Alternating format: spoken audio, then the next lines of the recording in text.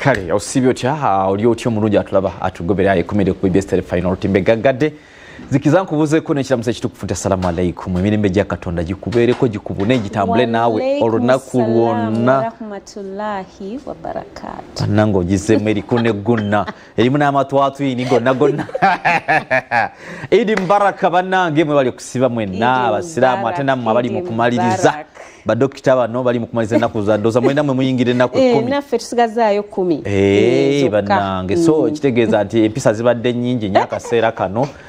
tusigazaako ennaku 10 zibeere tetumanyi oba buli omu addayo nga bw'abadde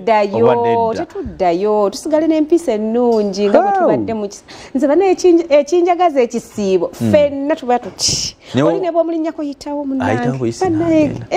naye ne tusabe Mukama kyeyongerwa kuba nti ate akaseera kano ate munange tufiiriddwa n'abantu baffe bangi nnyo simanyi gwe wojjo obadde naye nze bannange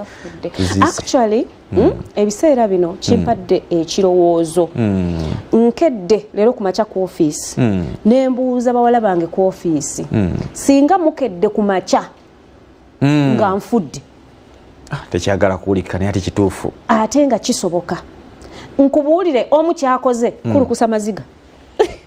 nangamba bannange nga tukeera ng'ofudde ne mugamba kiri very possible era ne ŋŋamba gwe mulamwa gwe njagala tutambulireko olwaleero njagala nkutegeeze gwe ali eyo tubabuuzizzaako twababuuzizzaako tetunabeyanjulira Zara Fati Musoke ono Dr. Florence Namboze Baale nga tuzze ku nsonga ez'ettaka nga bulijjo tubali tusumuludde nga bulijjo buli lwakuna tubeerawo essaawa 6 zino zennyini nga tusoma ku nsonga ez'ettaka kati olaba bwe mbeera nga individual nze ng'omuntu nenva mu bulamu bw'ensi eno kitegeeza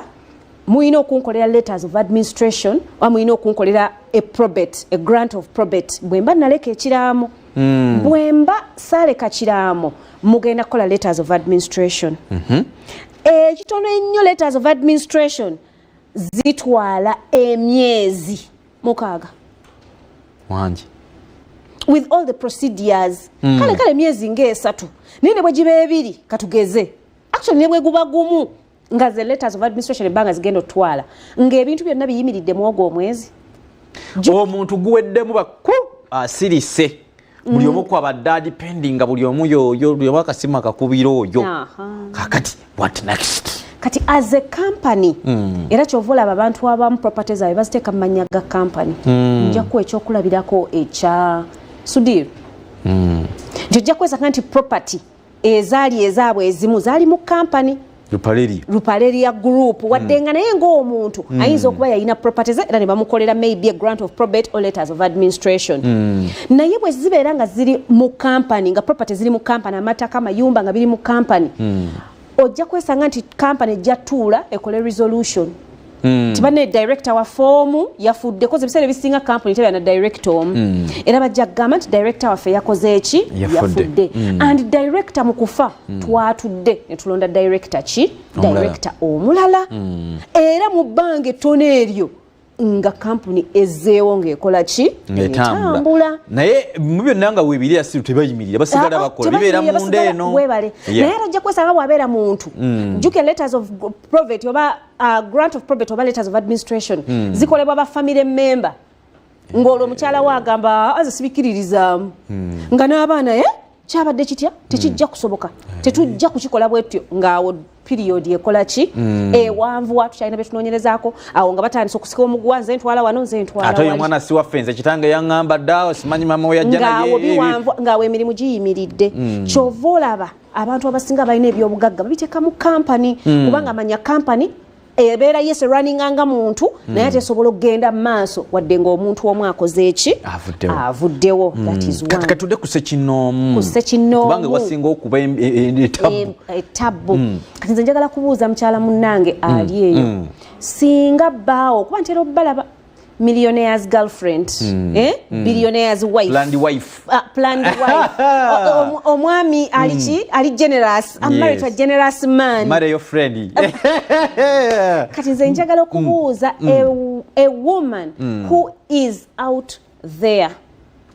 mwanyi nazzegwa lyo ali eyo muganda wange if that generous man omugabye oyo that mulungi omu akedde ku machanga taliwo how are you going to survive gobulira ebyamabyo family wagikyawa how are you going to survive ozaako wali abantu abamu nga ye agamba ebyemaaso binalaba emaaso but jjukira oyina abaana you have children to take care of oyina bills ezino sasulwa amasanyaze go gaje sigala nga gagenda gatambula kadde tojja kwagala okukabeerako otulaba otufollowing ku TikTok nga gye tuli abamu akulesemu n'eryamugema webale nnyo akulekedde baby munda kyenjagala omukyala ali eyo yerowoozeeko kati mulimu n'abasajja bawasa kumpi family enamba anti munange muganda wo amwerera ono ali ku ate zihaki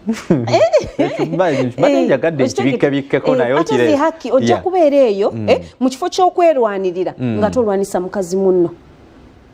anti njagala nze mba nfuna ekinene nze nasooka mu bufumbo ekinene naye kale nze ngenda kuwa advice nga mukyala munno nti time omanyi bwe tuba tunyumya abakyala kobere musajja ofuuka mukyala munnange kankubuulire munnange bw'obeera ng'oliyo nga bbaawo akuwadde make sure nti omuntu bw'akuwa mugambe nti era mu buwandiike that is one way okitegedde nga kirimanya gange nange bwe nsomako bwe kisoma Florence Namboze nga linnya lyange that is one way mugabe munnange onjagadde naye nteera muki mu buwandiike ate abakyala ekyakyojja okukola saba omwami wo bw'abanga mugabi mulungi musabe ku bintu ebikwatibwako ebirina value tangible assets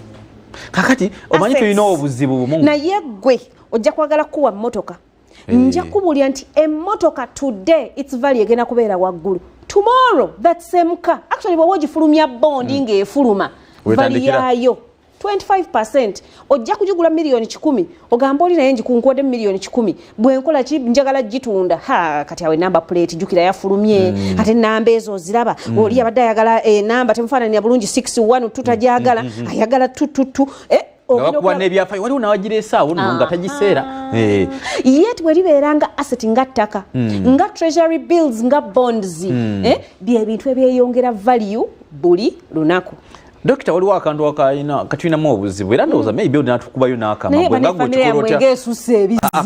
famire kati kyammwe bakyala tugeze kati gwe dokita Baale oyinza otubuulira ye omugambo otya kubanga bwe ngamba omukyala nti nkuwadde kino wadde akataka kali enkya bwansaba ebiwandiiko ndaba nga ayagala okunzita abami tulina kiringa kirwadde muffe kakati n'abakyala bano olina okubala bulo bagaye nti bannaye bwoba osaba saba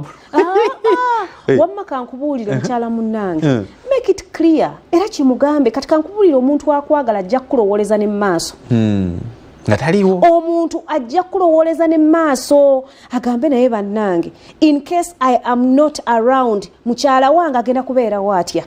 era omulage y'ensonga lwaki abantu first of all bakola ebiraamo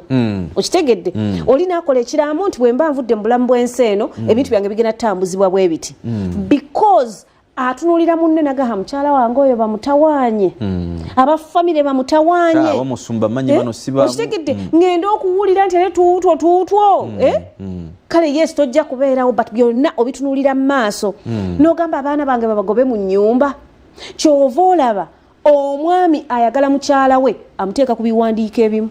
ayinza obutamuteeka ku byonna for his personal reasons ng'omuntu naye n'omanya nti ennyumba eno yaffe yawaka lwaki njeteekako nzekka mukyala wange batuuka omugabirako ng'ate abaddewo mu byonna yesterday ku kya haki oli ayinayo abaana beeri ebbali anti ffenna tukolerere mu kitone kye tukola ki Nambooze ajja kuŋŋantiza abawuli tebalinyawo wano anti ffe ate oyinza n'okwesanga ne mu bulamu era tebalinyawo lwaki oyagala balinnyewo ng'ate omaze kufa kubanga bw'obeera ggwe atugatta tobakkiriza kujjawo nga wooli kuba tebajjaawo nga wendi ansobe toyogeza buba njogera mazima I'm giving you things byenda byeko era ngenda kuwa scenario yajjo nine client yabadde agula ttaka si sente ntono milioni 10 mwanga kati bwoba right now nga tuli balamu nga bali ne mukyala wo ne haki tebajjaawo wane ewange lwaki ate obandekera nga bwoba ovuddewo ate bajjewo byakulema kitegeeza byakulema ng'oli mulamu era bikulemera eddala kati ojera ojja sangayo yo ow'enjawulo nga kugamba ffenna bwe tukuŋŋaanira ekyo kyo kiri very fine ekyo kira nkiwuliriza n'ogamba nti ffenna tubeera waneeno we tukuŋŋaanyirwa ye family so meaning nja kiteeka mu mannya gange ffenna tugabaga nti preparing up for worst scenarios ogaye nti byonna ebinaaba bizzeewo solution ngireseewo nayo yenda intention mbadde nkugamba nina omwami yazze jjo bazzire mukyala we babiri bazze abantu nga 5-6 in the office so we bazze ne mbabuuza abaguzi be baliwa nti ono konze kale muli mwami na mukyala nti ye tuli mwami na mukyala ne mbagamba mwembi mugenda kukyapa nti ye oyo mukyala yabadde mugezi mukwano gwange yawerekedde paka kuba bwedde omwami yayogera ngeno mpandaga muntu neyange neyange yiino nayo nagimpa nakange nga waleki nekange kakano nabimpa kati munnange nembagamba nti kukyapa nga tutekako abantu tulina engeri bbiri tulina emu bwetutekako nti omu bwava mu bulamu bw'ensi eno asigaddewo kyonna kiba kike then tulina eri eya shares nti yesu wadde waffe ndi entitled to 50% yange naawe oli entitled oba 70% oba ki koye era twagenza okukkiriziganya nga tutaddeko eri nti omu bw'aba avuddewo nze nsigala kuba omwami yaŋŋambye kati bwe tuba tubaddewo nga tuli babiri nga mukyala wange yabeerawo lwaki bwe mba ate nvuddewo nondoola bajje bamutawaanye anti waliwo bikola mu mukwano anti tubikola mu mukwano naye nga tutunuulira ekinaavaamu mu maaso ogenda okufa nga ate omukwano guserebye nga ate eri olwedde wamuteekako dda ku kiri mbeera nzibu etteeka teritusiba paka era wabeerayo engeri wosobola okugamba nti bannange twawuzeemu ntwala ekyange naawe otwala ekikyo kyonna ekyo kyogamba abantu tebakola divorce muwadde kinene okitegedde oba omuwadde kinene abatankudde dokita naye abatakuumye wamma mukyala ng'oli eyo nze nkubuulira bw'oba oli agamba nti natakutaddeeko linnya lyo ng'akugabidde nze taata wange omugenzi yampa ettaka ettula ne mugamba nkwagaza ebintu ebyo nze nno ndi mwana mugezi nnyo ttaka ttula lya miliyoni 100,000 ne mugamba kyenkwagaza njagala ompitira abaana bo bonna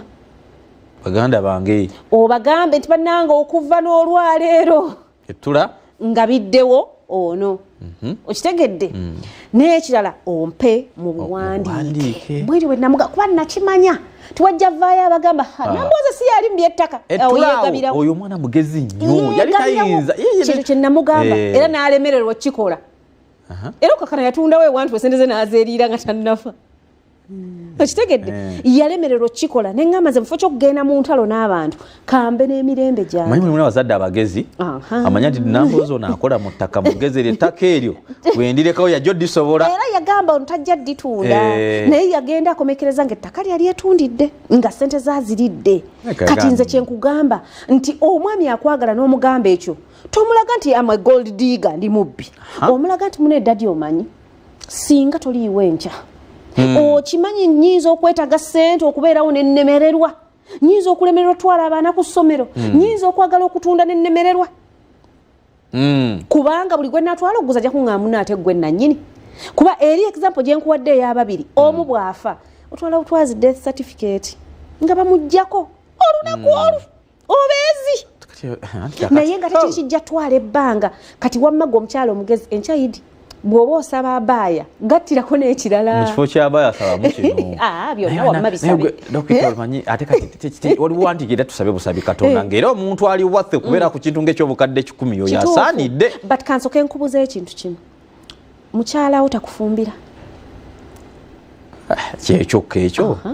webale takuzaalidde abaana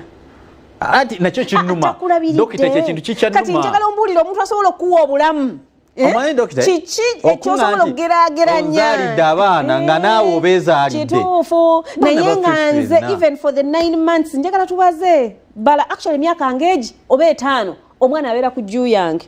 ne kati dokita zo twogere ku mukyalo omutuufu nako tukateekemu kubanga mulimu oli alinda omuteeka ku kiwandiiko enjane ne bakusanga nga gwaweddemu dde omukka anti you can't benefit from an irregularity okitegedde you can't benefit from an illegality oyo tasobola kukola kintu tinassa omuntu ate ne bagamba bagenda kukuwa era omusango gukusinga ng'omanya kakoze eki kaweddemu okitegedde kakati tutandike ku process eno dokita akadde ndaba kadduka omuntu afudde ali awo mu ddiiro tukyetegekedde oli mukyala what next ng'oli mukyala what next yes you will cry naye nze bwabeera nga nze nsooka kunoonya byabugagga naye dokita nawirika sikulimba actually nze nali nkirabyeko kunoonya bugenda kubaawo nsooka kunoonya how I'm going to survive kuba omuntu ajja kuba takyadda let us be emotional naye nga tuteekamu emotions n'obwongo okitegedde yesu ojja kulumwa naye making sure nti ate kyolumwa tekiyonoona kirala nina mukama wange yankubiranga essimu lumu omanyi abakyala tubeera emotional yali mwami nambuuza oliwa ndeka nze nina ebizibu byange leero sijja kujja kukola tagamba kiki namugamba I have problems ng'olwo nanoonyeza tanda bagamba omwana ono where is this girl you know such some bosses are really nice ng'ajja kugamba naye omwana ono kamunoonyeeko yansomesa ekintu kimu ku bizibu by'olina toyongerako kizibu kirala nti for example oba olina ebizibu eyo yonna gy'oli toyongerako kizibu kya unemployment kubanga bw'otaakole ekinaddirira ng'omulimu ngukola ki ngugobako era kyenjagala okugamba omukyala ali eyo nti ku nnaku gy'olina toyongerako nnaku ndala kojange waliwo emitatuka abatulya ye nga wafiirwa asooka kulya agati ate kati n'enjala etuluma enaffe tufe enjala so on the problems you have toyongerako bizibu birala tetuganye omwami afudde weetegekere ekigenda okuddako bwe biba biwandiiko manya nti munnange ebyapa biri waneeno ng'onoonya looya tubane tugenda kukola letters of administration aba olina okulaba mutereze mulina otutereeza mwewamwe mbasiraamu ng'omanya nti sheya y'abaana eri bweti Dokita njala kola confession yeno mutunga mumanyi anakiraba nga wa family sikirese mu bugenderevu naye waliwo omuntu gwe mmanyi yagenda mu koma nga tewali wadde next of kin wadde ki nkyogera nga kyakuyiga kiyambeko ku bantu abalala nga mugagga muzibu naye family nebonaabona okwakisesinga even the money sente okujjanjabwa kankikomyawo saagala nnyo bantu baliko kuna ne kyampa ekyokuyiga kinene bw'oba abantu bw'oba empowerinze baba balina n'ebintu basobola okuteeka katale nze kati kankubuulire nina mikwano gyange bannaabwe baali batandika nga gamba nze bwefuna akasente nga ngulayo obuyumba bwange obwabapangisa nga naye bannaye watutamuya obuyumba lugulira lumu ddala apartment ennene n'abagamba sente ezigula apartment ennene sizirina naye ekinguza obuyumba buno mwe muyita obuyumba kwe kubeera nga buli mwezi ndi assured ne bwe guba mutwalo gumu kati let me tell you ku nsi kuno ojja kwesanga you don't need 50 million shillings at once okujja ng'ofunye obuzibu ng'obulwadde okitegedde obulwadde usually bwogera ne bagamba batuwa obukadde bubiri buli lunaku ng'omuntu maybe ali ku life support naye ojja kwesanga nti ebiseera ebisinga ebizibu bye tulina biri within sente ze tusobola nti oli ajja kugamba njetaaga emitwalo 2 netaaga emitwalo 10 netaaga akakadde naye nga tozirina omunafuta gwa ddalu buli kizibu kyonna buli obugugu gwesobola bagutikka oyo gwasobola kati ojja kwesanga nga gwe olemereddwa oba otunze ekintu kye kinene olw'essente entono kuba tewapulaninga kintu ekyo kiteeka mu ssente kiteeka mu kintu kigenda kukuletera ssente eza buli kanaku entonotono ezikusobola oli ajja kugamba nti natunze ettaka lyange nteekayo school fees w'abaana how much is school fees w'abaana naye nga ettaka lyatunze lya miliyoni katugezaaga ali ku pressure ajja ditunda liveewo ye tusinga yakwata miliyoni eza5 naziteeka ineka small kayumba kabapangisa leta asise tewemenya lulimi teweluma lulimi buli yenna atunze ebyobusika beboogerako border na fees njagala ombuulire naye ng'ebintu bye batunze bya ssente nnyingi okusinziira ku kyetaago kyobola nze nkubuulira mukyala munnange olina okubeerayo n'ekikyo bw'oli bw'aba takuwadde weegulire weesonde mpola mpola eyo nno njala kujjayo akadde kadduka estate zaffe zaweddewo estate ways zinda bidakika zigenze estate ways twagala gula kutaka fee Semuto road actually Semuto mu town nina yatuuseyo na mweza location pin nanga natuuse lwako yageze okukubira kasewulira bulungi namga ngenda kukulaga wewe ngendo okukola ki okuwa sente zange nazitaddeko Semuto town tuyina site visit eyawam nga 12 after Easter after bino byonna biwedde nga n'okusiiba kwede 12 ogwokuna tuyina a site visit jangu olabe oyige oluva misinde gya kabaka wa jigwa sawa 3 olwa misinde paka Semuto kyoba okola wewe idea ojolabe olabe ne kuba wala abato nga bakusinga ebyobugagga nga tobasinga enfuna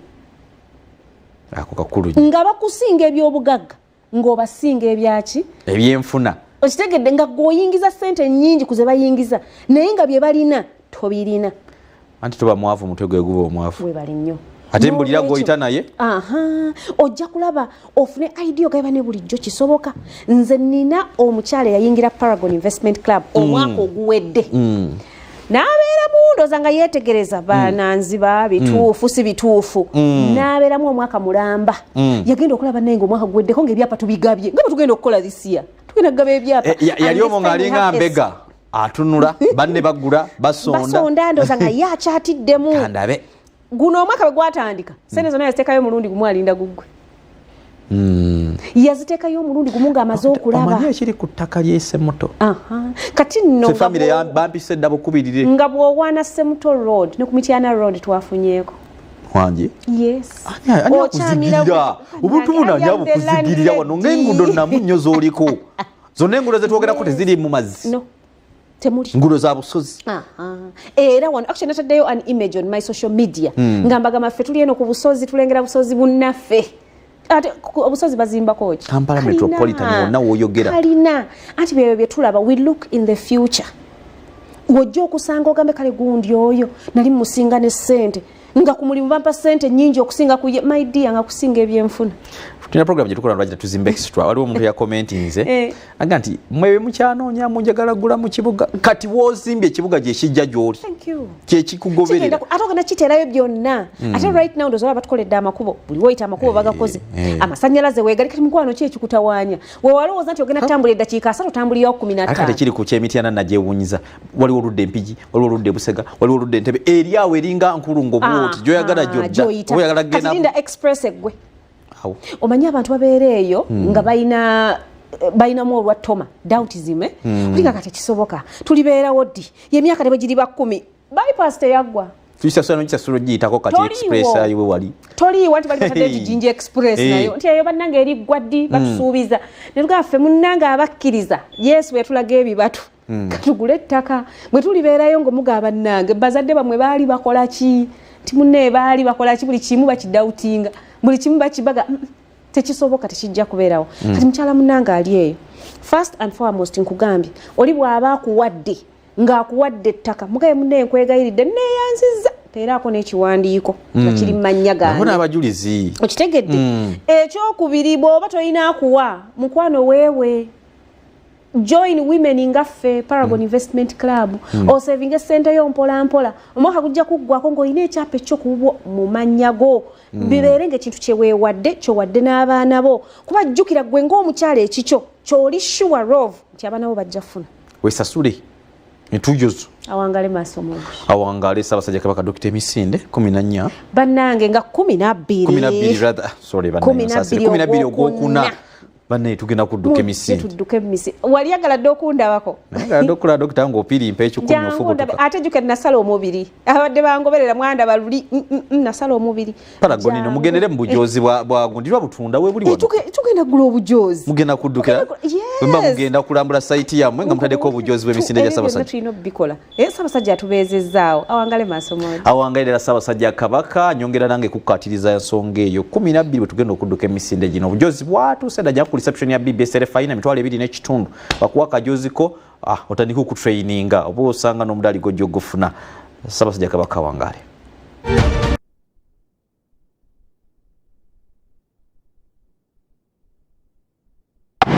The Gunners' red fire meets Manchester's blue power. The Carabao Cup final is here, live in HD on StarTimes World Football Channel. Sunday, March 22nd at 7:30 p.m. Arsenal versus Man City. Erling Haaland! And Manchester City in a very good place. In the hunt for the first trophy this season. One night, one trophy, one champion. Recharge your StarTimes decoder or upgrade to Classic or Smart Bouquet to catch the Carabao Cup final live at the comfort of your living room. The best Carabao party will be on StarTimes.